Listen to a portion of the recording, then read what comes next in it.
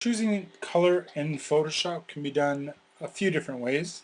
At the bottom of the Tools palette, if you double click on a color, you have a choice of just picking colors this way.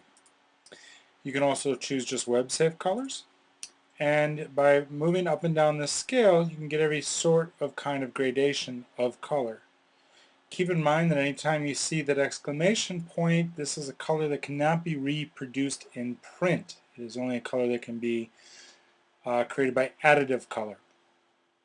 You can also go through color libraries. This gets to different sort of ink sets, Pantone colors, Pantone pastel coated, and so forth. This is and these colors are all named by the kind of color they are and company, as well as specific indicators. And to go back, you just hit pictures. Go back and hit picker for colors. So that's one way to pick in color. And of course, there's foreground colors in the foreground and backgrounds in the background, and you can switch back and forth by hitting X on your keyboard. And by hitting just the default colors here, it'll always go back to true black and true white. There are also, under Windows, you can go under Color, or have this palette window open, and you'll see Color here, which allows you to have some sliders.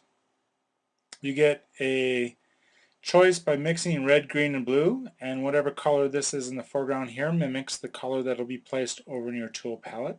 You can also take the eyedropper and choose colors from this set here. You can also go to swatches, and swatches are based on the default 255 color palette, but there are also these same palettes that I just was mentioning, and you can choose from colors that way and choose any color that you'd like. You can also add a color. So for example, if I were to make a color that I really like this way, I can then go over to my swatches and then say I'd like to create a new color here, and this will add a new swatch to this system color palette, and then this color will be saved with your overall Photoshop preferences.